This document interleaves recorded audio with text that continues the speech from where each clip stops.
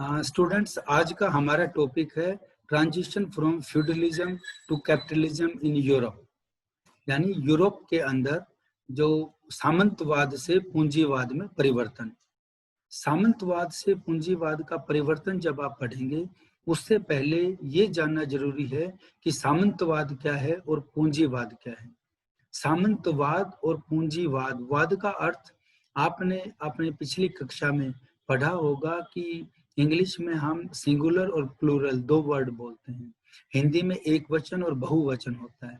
तो जब भी किसी शब्द के आगे इंग्लिश में अगर हम करते हैं तो इज्म लगाते हैं, या हिंदी में जब वाद लगाते हैं तो वो प्लूरल हो जाता है, यानी सिंगुलर और प्लूरल। वही चीज यहाँ पे है कि जो सामंतवाद है, सामंतवाद का पूरा अर्थ होता है सामंत जमा वाद, इसका संधि विच्छेद करते हैं। ऐसे ही पूंजी जमा वाद, यानी जो व्यवस्था है हमारी वो सामंतों के ऊपर आधारित हो, या मैक्सिमम क्षेत्र के अंदर सामंतों की ही प्रभुसत्ता हो। इसी तरीके से जब पूंजीवाद को पढ़ते हैं तो पूंजी का अधिक बोलबाला हो। तो ये जो हम काल पढ़ रहे हैं, जो हम समय पढ़ रहे हैं, ये आएगा कि सामंतवादी व्यवस्था से और हम पूंजीवादी व्यवस्था में आए। वो सारा का सारा हमें पूरा काल पढ़ना है। इसके अंदर हमारी 5, 6, 7 शताब्दियों का काल है ये। कभी भी इतिहास के अंदर जब आप पढ़ते हैं तो परिवर्तन अचानक नहीं होता, एक प्रोसेस होता है और वो धीरे धीरे धीरे धीरे आगे बढ़ता जाता है। इसी लेक्चर में जब मैं आगे आपको बताऊंगा तो उसके अंदर आपको सारी चीजें समझ में आएंगी। ये परिभाषा है, डेफिनेशन है सामंतवाद की। कि सामंतवाद उस मध्यकालीन राजनीतिक, आर्थिक, सामाजिक व्यवस्था का नाम है जिसके अंतर्गत बड़े भूस्वामी अपनी जागीरों में उन तमाम अधिकारों का प्रयोग करते थे जिन पर पहले कभी राजाओं का अधिकार था। सामंतवाद के दौर में भी समस्त भूमि पर राजा का ही अधिकार था, लेकिन सामंत अपने अपनी जागीरों में संप्रभुता संपन्न थे। क्या अर्थ होता है इस चीज का कि जो मेन पावर थी, सेंटर ऑफ पावर था, वो तो राजा ही था। लेकिन समय के साथ जब बदलाव हुआ तो राजा ने अपने अधिकार सामंतों को दे दिए। वो सामंत कौन हुए, इसको अगर आप समझेंगे तो मैं इस परिभाषा के साथ साथ आपको बताऊंगा कि आपने बीए पार्ट 2 के अंदर मध्यकालीन भारत का इतिहास पढ़ा है।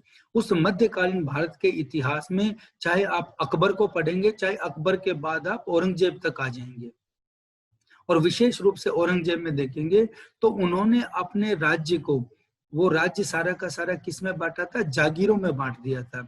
और वहां पे व्यवस्था हुई थी जागीरदार, एक जागीरदारी व्यवस्था आ गई थी। वो जागीरदारी व्यवस्था क्या थी कि जब राजा के पास किसी भी क्षेत्र के किसी भी व्यक्ति को जो उसका अधिकारी होता था, उसको देने के लिए पैसा नहीं होता था, राशि नहीं होती थी, तो वो एक क्षेत्र विशेष का एरिया उसको दे देता था, और उस क्षेत्र विशेष के एरिया के अंदर वही वहां से उनका कर वसूल करता था, वही न्याय करता था, और उसी का अधिकार वहां पे होता था।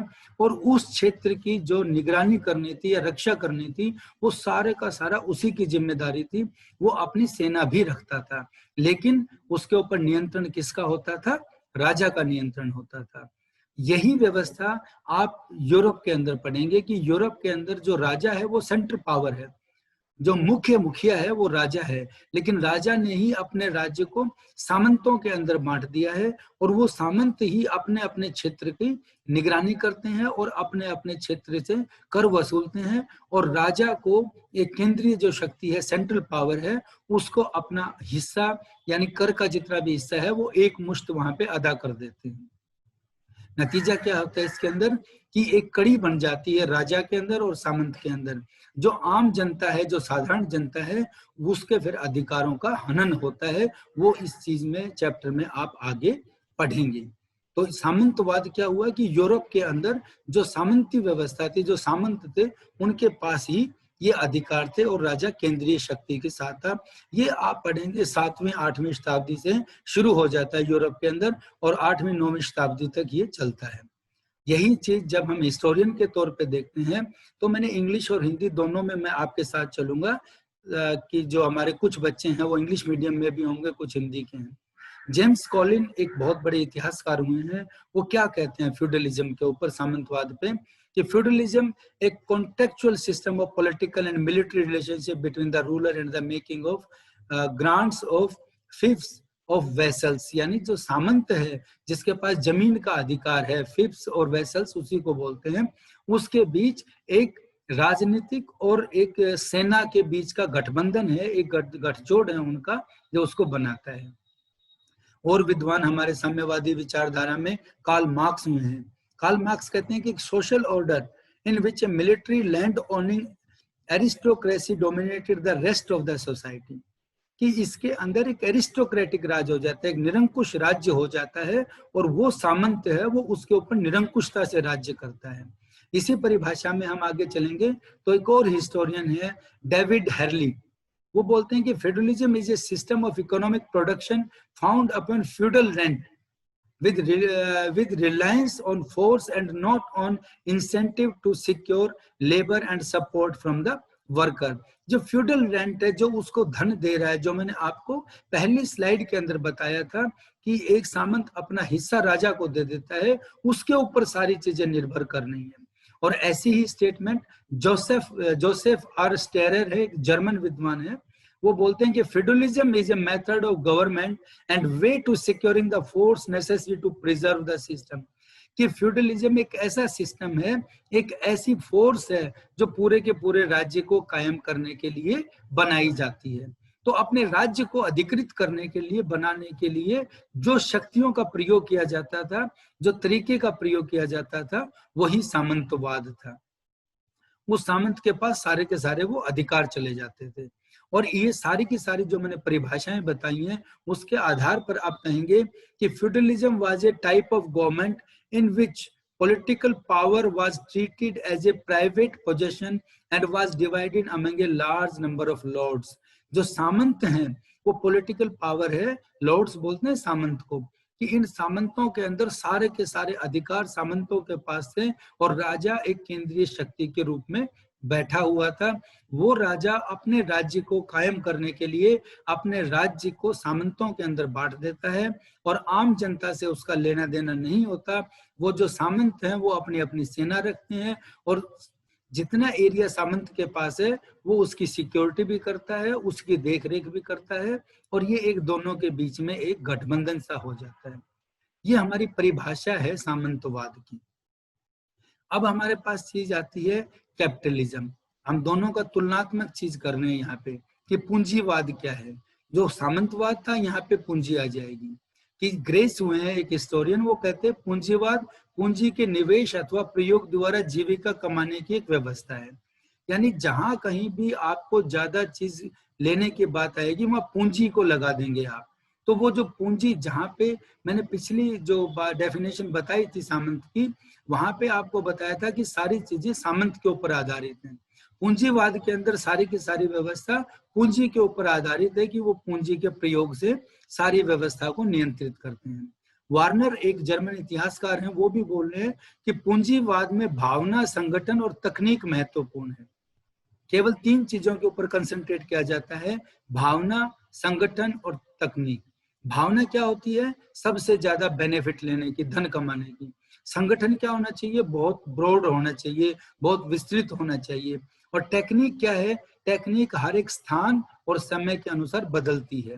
तो पैसा इकट्ठा करना है, धन एकत्रित करना है, अपने आप को आर्थिक संपन्न करना है, उसके लिए ये तीनों चीजें, भावना, संगठन और तकनीक, बदलती रहती हैं। कुल मिला के इन दोनों का निचोड़ क्या बनता है कि जो पूंजीवादी व्यवस्था है वो ज्यादा से ज्यादा धन एकत्र करना है। और जब आप पूंजीवाद को पढ़ेंगे, जैसे मैंने आपको सामंतवाद बताया था, पूंजीवाद को भी जब आप देखेंगे तो पूंजीवाद का ये जो पूरा समय है 15वीं शताब्दी से लेकर 20वीं शताब्दी तक का जो टाइम आ रहा है, और वर्तमान में अगर आप देखेंगे तो आज भी अगर आप देखो, मैं आज का उदाहरण आपको आगे रख के और तब आपको आगे बता रहा हूँ कि आज हम जब कोरोना से पीड़ित हो रहे हैं, तो कोरोना के अंदर चाइना ने एक चीज की है, भारत के ऊपर जो हमले की तैयारी कर ली, अपनी सेना लगा दी। क्या व्यवस्था आ रही है? इकोनॉमी का बहुत ज्यादा डाउनफॉल हो रहा है। भारत की भी इकोनॉमी बैठ रही है और चाइना की भी बैठ रही है। तो चाइना अपने आप को आर्थिक रूप से संपन्न करना चाह रहा है कि जो जितनी भी व्यापार वहां पे था, जो दूसरे देशों के व्यापारी वहां पे थे, कंपनियां वहां पे थी, वो अगर उसको छोड़नी है तो वो हिंदुस्तान के अंदर ना आए। तो वो अपने आप को आर्थिक रूप से संपन्न करना चाह रहा है, और वो आर्थिक रूप से संपन्नता अगर हम 9वीं शताब्दी 10वीं शताब्दी में जाके देखते हैं तो वो पूंजीवाद के रूप में वहां पे आती है। और वो पूंजीवाद अलग अलग तरीके से था, जैसे व्यापारिक पूंजीवाद, वाणिज्यिक पूंजीवाद, यानी व्यापार से, वाणिज्य से, उद्योग से, या वित्त से, या कृषि से आप कैसे भी पूंजी कमा रहे हैं, वो चीज आती है। फिर मैं आपको भारत का उदाहरण देके समझाऊंगा कि जब आपने बीए पार्ट 2 के अंदर भारत का स्वतंत्रता आंदोलन पढ़ा था, तो उसके अंदर आपने राष्ट्रवाद की चीज पढ़ी है। राष्ट्रवाद यानी देशभक्ति की चीज, जिनमें आपने एक आर्थिक राष्ट्रवाद भी पढ़ा होगा कि भारत के अंदर जब दादा भाई नारोजी, जिनको grand old man of Indian freedom movement कहा गया है, दादा भाई नारोजी ने एक थ्योरी दी थी कि अंग्रेज भारत की आर्थिक संपन्नता को लूट रहा है, drain of wealth and un British rule in British India. कि अंग्रेज भारत के अंदर अपना संविधान लागू करके यहाँ की आर्थिक जो व्यवस्था है, हमारी आर्थिक संपन्नता है, उसको खत्म कर रहा है। ऐसी ही चीजें आपने देखा होगा कि गणेश उत्सव मनाया जाता था महाराष्ट्र में, उसके नाम पे हम इकट्ठे होते थे लोग वहां पे, तो वो हमारा धार्मिक राष्ट्रवाद था। इसी चीज को आगे रखते हुए हम पूंजी को भी देखते हैं। अब पूंजी के अंदर चाहे वो वाणिज्य से लो, चाहे व्यापार से लो, चाहे उद्योग से लो, चाहे कृषि से लो, चाहे किसी भी चीज से लो, वो कृषि, वो पूंजी को एकत्र करने का व्यवस्था ही पूंजीवाद कहलाता है। यही चीज मैंने अंग्रेजी में भी ये इसकी डेफिनेशन दी है, जो न्यूमैन बोलते हैं, to the historian capitalism is simply a system of getting a living through the use of investment of capital. कि कैपिटल मीन्स राशि, उसके इन्वेस्टमेंट से कैसे वो चीजों को परिवर्तित कर रहा है, वो चीज आती है। क्लाइव डे जो वो ओरिजिन ऑफ कैपिटल पे, कैपिटलिज्म पे बोलते हैं, to fix a definite time and place for the emergence of capitalism is hopeless. Capitalism is a thing so complex that it could not possibly appear all at once full grown। जो capitalism है वो एक बार के अंदर नहीं आया, जैसे सामंतवाद एक बार में नहीं आया था। धीरे धीरे व्यवस्थाएं बढ़ती हैं और धीरे धीरे इसके अंदर परिवर्तन होता जाता है। ये जो आप मैप देख रहे हैं आपके सामने, ये मैप है जो वेस्टर्न आप यूरोप देख रहे हैं। वेस्टर्न यूरोप में क्या आता है कि साइड में आप देखेंगे कि अटलांटिक सागर है। ये देखिए मैं एरो पे दिखा रहा हूँ, ये अटलांटिक सागर है। ये अटलांटिक सागर का जो पूरा का पूरा क्षेत्र है, जिसमें आप पुर्तगाल, स्पेन और ये सारी सारे के सारे, डेनमार्क, नॉर्वे, ये सारे आएंगे। और नीचे का जब आप पोर्शन देखते हैं, ये जो नीचे आएगा, जो ग्रीस आपने दिखा रखा है, जो एरो दिखा रहा हूं मैं, ये सारा का सारा दक्षिण का पार्ट होता है। तो दक्षिण के अंदर कौन सा था? भूमध्य सागर था। तो भूमध्य सागर से जब व्यापार बढ़ा, तो ये जो अटलांटिक सागर है, इससे जब आप आगे चलेंगे, इस तरफ वेस्ट की तरफ चलेंगे, तो यहाँ पे अमेरिका महाद्वीप आता है। अमेरिका महाद्वीप के अंदर सारे का सारा व्यापार होने लग गया था। तो हमारी अर्थव्यवस्था भी, ये आपके बीए फाइनल में एक चैप्टर है कि कैसे इकोनॉमी यहाँ से ट्रांसफर हुई थी मेडिटेरियन सी से अटलांटिक सी में, वो अलग से एक टॉपिक आएगा, उसके अंदर आपको बताया जाएगा। मेरा केवल आपको बताने का अर्थ ये है कि जो ये एरिया है जिसको मैं हाईलाइट कर रहा हूँ, ये एरिया सारा का सारा फ्यूडलिज्म से भरा हुआ था। यहाँ पे सामंतवाद बहुत ज्यादा था, जो वेस्टर्न का एरिया है। अब इसी को आगे चलेंगे तो यही फ्यूडलिज्म है, ये 8वीं से 14वीं शताब्दी तक। ये देखिए ग्लोब के अंदर आपको सारा चीजें ये दिख रही है, चाहे चाइना लगा लो, चाहे लीबिया लगा लो, इस सारे के सारे क्षेत्र में फ्यूडलिज्म हो गया था, सामंतवाद आ गया था। उसका स्वरूप लेकिन अलग अलग था। मैंने आपको ये ब्रॉडर वे में समझाने के लिए ये मैच्योरिटी दिखा रहा हूँ। हालांकि हमारा विषय केवल यूरोप है, लेकिन मैं आपको एशिया की भी चीज दिखा रहा हूँ कि इसका प्रभाव एशिया के अंदर भी पड़ा था। फिर नेक्स्ट हमारे पास चीज आती है ट्रांजिशन पीरियड क्या हुआ। ये ट्रांजिशन पीरियड बोला जाता है, जैसे ये मैंने आपको टेबल के अंदर समझा रहा हूँ कि ये फ्यूडलिज्म है, ये सामंतवादी व्यवस्था है, और इसके साथ ही ये पूंजीवादी व्यवस्था आ गई है। लेकिन जो सामंतवाद से पूंजीवाद में जाने का जो बीच का टाइम होता है, जैसे मैंने आपको बताया कि 8वीं शताब्दी से या 9वीं शताब्दी से हम 14वीं 15वीं शताब्दी में पहुंच रहे हैं, तो जो बीच का टाइम है 9, 10, 11, 12, 13वीं शताब्दी का time, that period is called transition period. वो बदलाव का पीरियड है, उसको बोलते हैं ट्रांजिशन पीरियड। यही चीज आती है। फॉर एग्जाम्पल, जब एक स्टूडेंट एडमिशन लेता है कॉलेज में, वो +2 पास करके आता है और बीए में एडमिशन लेता है, तो बीए में एडमिशन लेके जब वो सेकंड सेमेस्टर में आता है तो +2 के बाद एडमिशन लेना और अपनी क्लास के में अंदर आना, कॉलेज के अंदर बैठना, एक्टिविटीज में पार्टिसिपेट करना, फर्स्ट सेमेस्टर तक का जो उसका टाइम होता है उसको हम ट्रांजिशन पीरियड बोल सकते हैं। ये समझने के लिए आपको मैं एक उदाहरण दे रहा हूँ। तो जब ट्रांजिशन पीरियड आप देखेंगे तो वो ये आएगा जो फ्यूडलिज्म और कैपिटलिज्म के बीच का जो क्षेत्र है।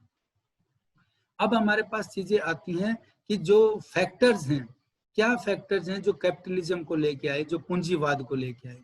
हम सामंतवाद से पूंजीवाद में आ रहे हैं, तो ये जो चीज आप पढ़ोगे ये सामंतवाद का डाउनफॉल भी होगा और कैपिटलिज्म की शुरुआत भी होगी। सबसे पहली चीज आएगी चेंज इन फ्यूडल सिस्टम। जो सामंतवादी व्यवस्था है उसके अंदर बदलाव हो रहा था। बदलाव क्यों हो रहा था? क्योंकि जब भी आप कोई व्यवस्था देखते हैं उसके अंदर बदलाव क्यों आता है? क्योंकि जो सिस्टम है, जो स्थान है, वहां पे व्यापार हो, उद्योग हो, व्यवस्था हो, वो सारी की सारी चीजें अलग अलग चलती हैं। इसलिए उसके अंदर फ्यूडल सिस्टम था, वो भी परिवर्तन के साथ आगे बढ़ रहा था। फिर दूसरी चीज आ रही है establishment of nation state. Nation state किसको बोलते हैं? India is also a nation state. Bharat एक राष्ट्रीय राज्य है। पॉलिटिकल साइंस की भाषा में आप देखेंगे तो राष्ट्रीय राज्य क्यों कहा जाता है इसको? क्योंकि भारत के अंदर अलग अलग भाषाएं हैं। जो भारत के प्रथम प्रधानमंत्री जवाहरलाल नेहरू ने अपनी बुक डिस्कवरी ऑफ इंडिया में ये बात कही थी कि यूनिटी इन डाइवर्सिटी। भारत में अनेकता में एकता है।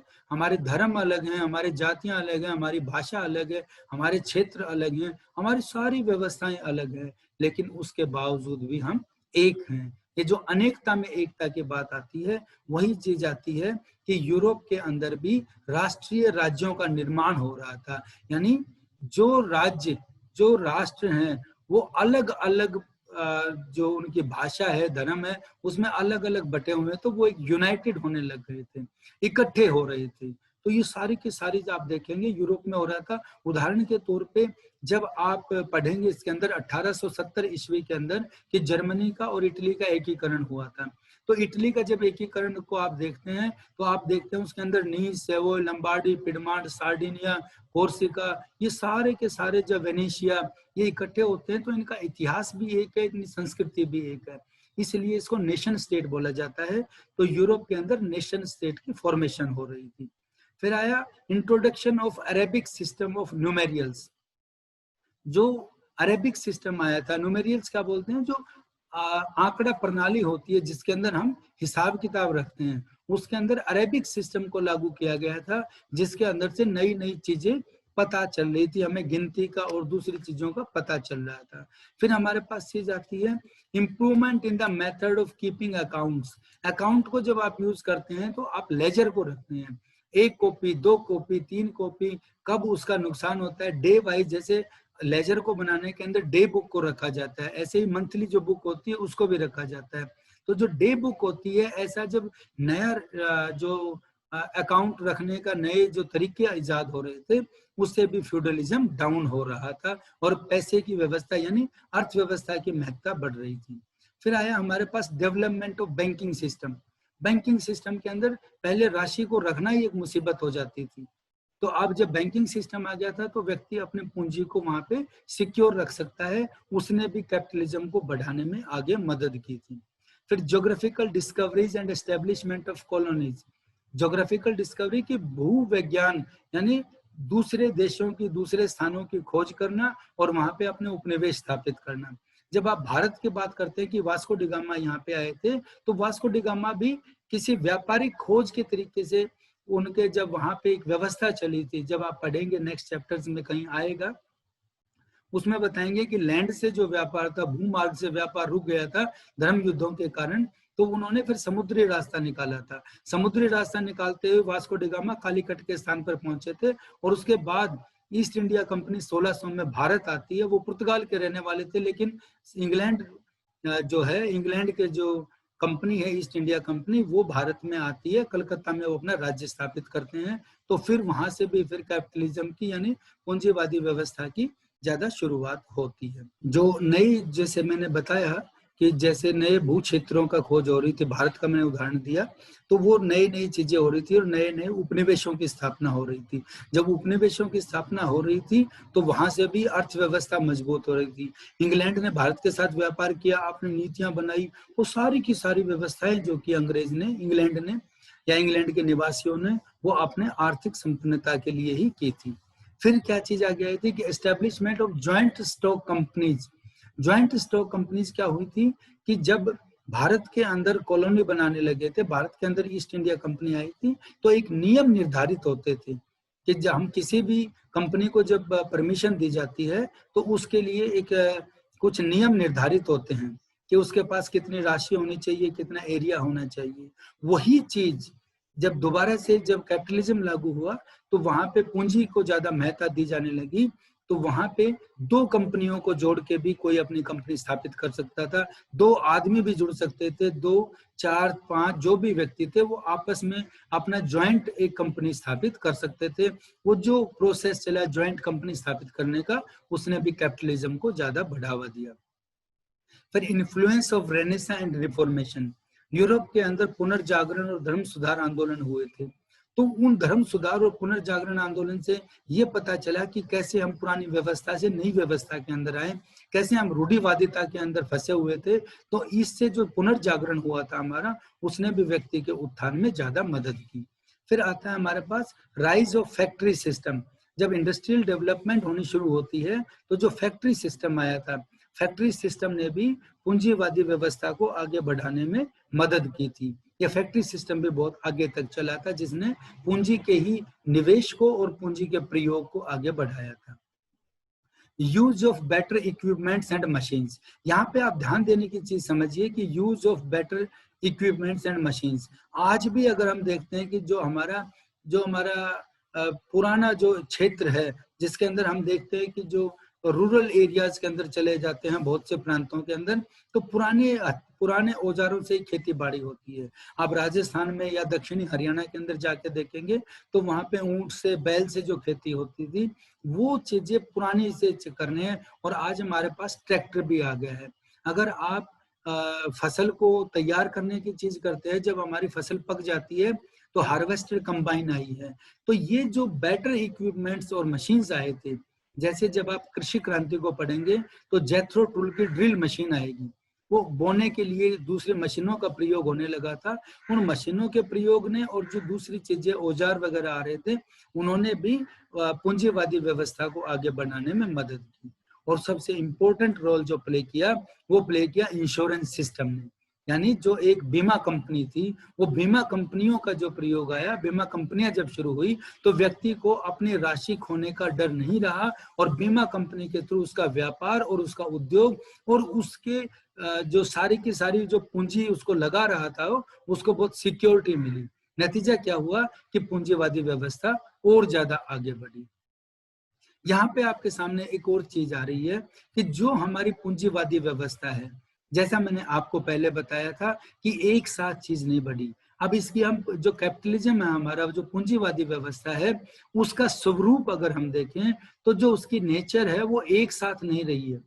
जैसा मैंने आपको बताया था कि 8वीं 9वीं शताब्दी से हम बदलते हुए चले गए, तो आप इसमें देखिए कि जो 1100 से 1750 का टाइम जाता है, वो कमर्शियल कैपिटलिज्म है, एक व्यापारिक पूंजीवाद है। यानी सारी चीजें व्यापार और वाणिज्य के ऊपर आ रही हैं। और जब आप इसके अंदर पढ़ेंगे तो वहां आप देखिए एक सामंतवादी व्यवस्था थी, वो सामंत है, लेकिन जब वो धर्म युद्धों के अंदर शामिल हुए हैं, उनका पैसा वहां पे लगा है, उनकी सेना वहां पे लगी है, तो उन्हीं लोगों ने अपना जो पैसा उन्होंने सामंतवादी व्यवस्था में लगा रखा था, वो पैसा उन्होंने कृषि के अंदर लगा दिया। उन्होंने कृषि के अंदर नहीं, व्यापार के अंदर लगा दिया, और वही जो सामंत थे वही व्यापारी बन गए। उन्हें व्यापारियों ने जब व्यापार आगे बढ़ा तो उन्होंने पैसा व्यापार में लगाया, और जब व्यापारवाद, वाणिज्यवाद का जब समापन होता है, वो फेल होता है, तो वही लोग हैं, उन्होंने अपना पैसा कृषि के अंदर लगा दिया। और जब कृषि के बाद उद्योग की महत्ता आई तो उन्होंने पैसा अपना उद्योग में लगा दिया। यानी जो पूंजी है, जो राशि है, वो एक ही ग्रुप के पास चल रही है, और वो ग्रुप अपना रोल बदलता जा रहा है अलग अलग स्थानों पे अलग अलग तरीके से। ऐसी ही चीज यहाँ पे मैं आपको बताने का प्रयास कर रहा हूँ कि जो कैपिटलिज्म है, जो पूंजीवाद है, उसके भी अलग अलग स्वरूप थे। सबसे पहले वाणिज्यिक पूंजीवाद आता है जो 1100 ईस्वी से और लगभग 1750 ईस्वी तक चलता है। उसके बाद आता है इंडस्ट्रियल कैपिटलिज्म जो औद्योगिक पूंजीवाद है, जब उद्योग वहां पे लग जाते हैं। अब औद्योगिक पूंजीवाद को आप कैसे समझेंगे कि भारत के अंदर जब इंग्लैंड ने अपना उपनिवेश बनाया था तो भारत के साथ जो व्यापार की नीतियां थी, वो व्यापार की नीतियां भी उसने अलग अलग तरीके से अपने बेनिफिट के लिए वो नियम बदलता था, वो चीज इसके अंदर आएगी। और तीसरा है फाइनेंशियल कैपिटलिज्म यानी वित्तीय पूंजीवाद।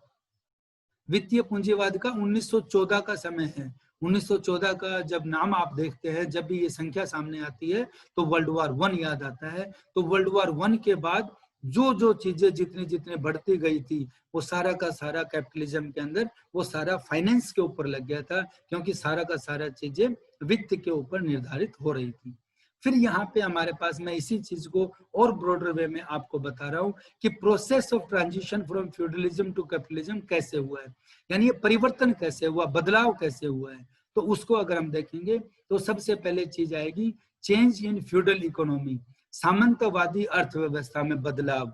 वो कैसे आया था कि इसके अंदर देखिए मैंने लिखा है यूज ऑफ बैरन लैंड, जो अनउपजाऊ भूमि थी, जो बंजर भूमि थी, उसका भी उपयोग होने लग गया था।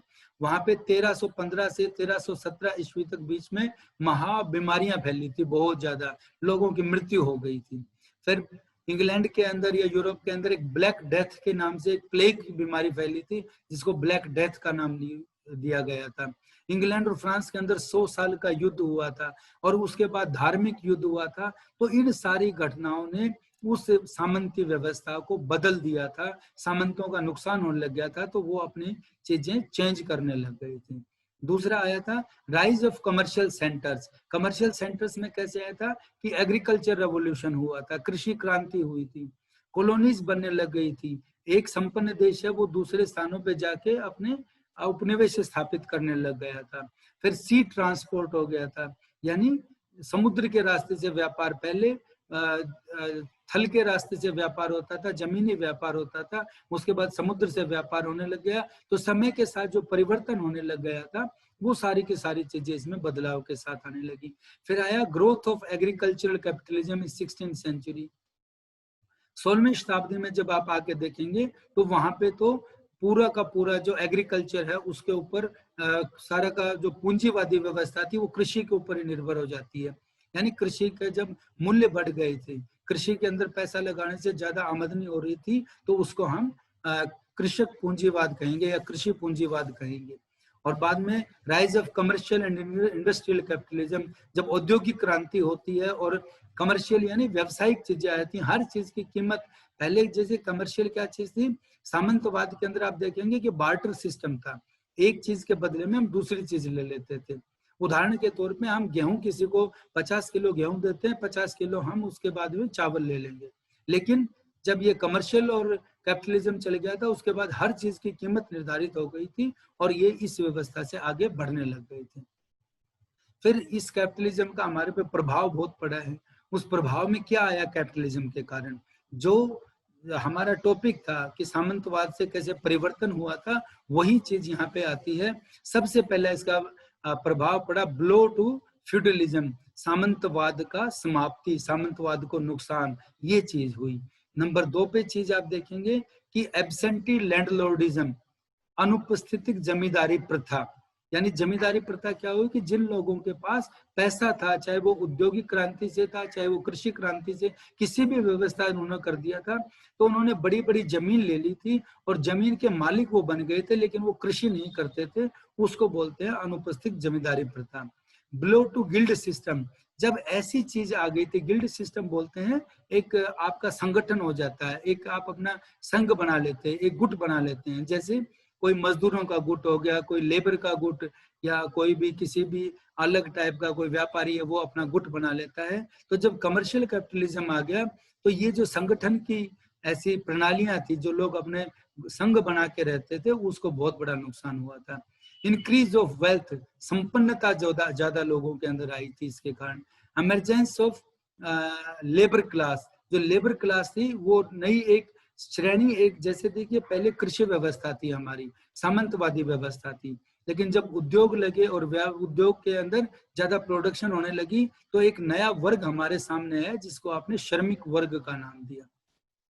फिर हमारे पास आता है इकोनॉमिक एक्सप्लॉयटेशन ऑफ कॉलोनीज। अपनी संपन्नता के लिए उन्होंने जो अपनी कॉलोनीज बनाई थी, जो अपने उपनिवेश बनाए थे, उनका बहुत ज्यादा एक्सप्लॉयटेशन होने लगा, उनके बहुत ज्यादा निचोड़ दिया गया, उनको आर्थिक रूप से या किसी भी तरीके से उनका शोषण किया जाने लगा। ये इसके प्रभाव थे कैपिटलिज्म के। और फिर कैपिटलिस्ट सपोर्ट टू गवर्नमेंट, एक इतनी ज्यादा कैपिटलिज्म, पूंजीवाद इतना ज्यादा बढ़ गया था कि वो सरकार के सहायता प्रदान करने लग गया था, सहायता के साथ ही सरकार के साथ ही वो जुड़ गया था। तो सरकार के साथ सरकार का और कैपिटलिस्ट का यानी पूंजीपतियों का एक गठबंधन सा हो गया था, वो एक दूसरे के पूरक बन गए थे। और इसका एक अंतिम जो पॉइंट है वो है इंडस्ट्रियल रेवोल्यूशन। इसका एक जो औद्योगिक क्रांति हुई थी वो भी इसी का एक परिणाम था कि जो कैपिटलिस्ट, जो हमारी कैपिटलिज्म है, जो पूंजीवाद है, उसी का एक परिणाम इंडस्ट्रियल रेवोल्यूशन भी था। इसी चीज को जब हम देखते हैं, जब यहाँ पे हमारा इतनी चीज आ जाती है, तो उसके बाद हमारा ये व्यवस्था जो मैं आपको बताने लगा था कि सामंतवाद से पूंजीवाद में परिवर्तन हुआ, वो परिवर्तन का कैसे माध्यम बना था, वो माध्यम और उसके बाद उसका कैसे प्रभाव पड़ा था। मैं दोबारा से मैं आपको ये बता रहा हूँ कि ये जो ट्रांजिशन पीरियड है, इसको ध्यान में रखना है आपने कि फ्यूडलिज्म और कैपिटलिज्म के बीच का जो पीरियड आ रहा है, इसको हम ट्रांजिशन पीरियड बोलते हैं। ये सामंतवाद का पतन, अगर आप एक पुस्तक के तरीके से समझेंगे तो सामंतवाद का पतन और पूंजीवाद का उदय दोनों एक दूसरे से जुड़े हुए हैं, और इनके दोनों का पतन के जो कारण है और इसका जो उदय का कारण है वो ट्रांजिशन पीरियड के अंदर ही आ रहा है, विस्तृत हो रहा है, बढ़ रहा है तो वो इसका ट्रांजिशन पीरियड है जिसको हम इसके अंदर देखेंगे। ये हमारी व्यवस्था थी। तो जब भी आप सामंतवाद के और इसके बीच का पढ़ेंगे टाइम, तो उसके समय को बीच में लेके और तब इस जो मैंने आपको एक पिक्चर दिखाई है, ये जो डायग्राम है, इस डायग्राम के आधार पर आप आगे बढ़ेंगे, तभी आप इसको पूर्ण रूप से समझ पाएंगे। Thank you very much.